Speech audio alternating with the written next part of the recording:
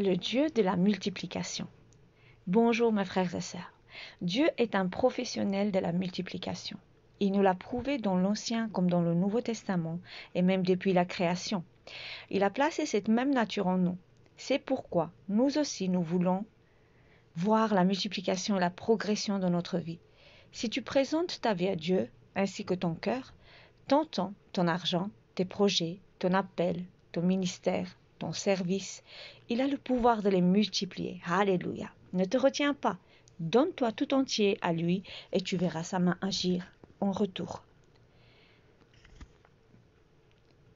Dans sa parole, il dit, Genèse 1, 28, Dieu les bénit et Dieu leur dit, soyez féconds, multipliez, remplissez la terre et l'assujettissez, et dominez sur les poissons de la mer, sur les oiseaux du ciel, et sur tout animal qui se meut sur la terre. Alléluia. Remarquons bien, l'Éternel, dès qu'il a fait l'homme et la femme, il a dit, soyez féconds. Nous sommes déjà bénis par la main de Dieu.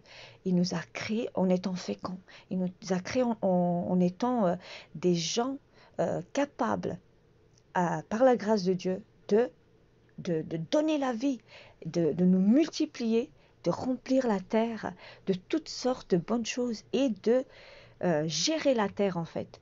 Alléluia. Le Seigneur n'a rien fait sans donner la vie en fait. Il a déjà donné cette semence en nous de pouvoir donner la vie. Alléluia. 2 Corinthiens 9.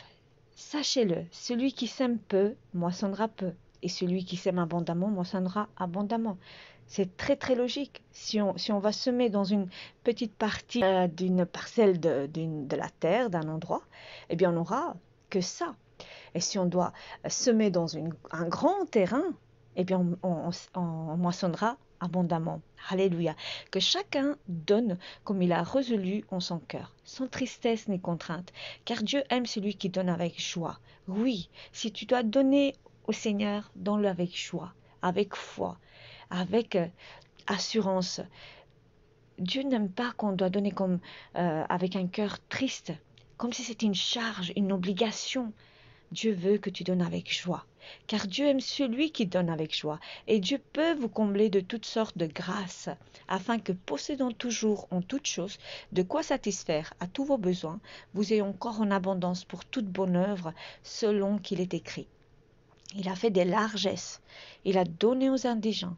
Sa justice subsiste à jamais. Celui qui fournit de la semence au semeur et du pain pour sa nourriture, vous fournira et vous multipliera la semence, et il augmentera les fruits de votre justice. Alléluia. Alléluia. Jean 6, à partir du verset 11 jusqu'au verset 13. Jésus prit les pains, rendit grâce et les distribua à ceux qui étaient assis. Il leur donna de même des poissons, autant qu'ils en voulurent. Alléluia. Ça vous dit quelque chose? Moi, j'en veux beaucoup. Lorsqu'ils furent rassasiés, il dit à ses disciples, ramassez les morceaux qui restent afin que rien ne se perde. Ils les ramassèrent donc, et ils remplirent 12 paniers avec les morceaux qui restèrent, des 5 pains d'orge après que tous eurent mangé. Le Seigneur est vraiment le Seigneur de la multiplication. C'est vraiment la loi de semer et de récolter. Et le Seigneur, c'est lui qui gère tout cela. Alléluia. Ils ont ramassé même encore 12 paniers après que tout le monde a eu à manger. Le Seigneur pourvoit au-delà de ce que nous espérons, nous pensons. Alléluia. Que le Seigneur vous bénisse, que le Seigneur vous encourage. Sa parole m'encourage à moi aussi, personnellement. C'est pour cela que je la partage. Que le Seigneur vous bénisse, que son onction soit avec vous au nom tout-puissant de Jésus. Que sa main, sa fidélité se manifeste dans votre vie. Au nom de Jésus. Amen. Et à demain, frères et sœurs.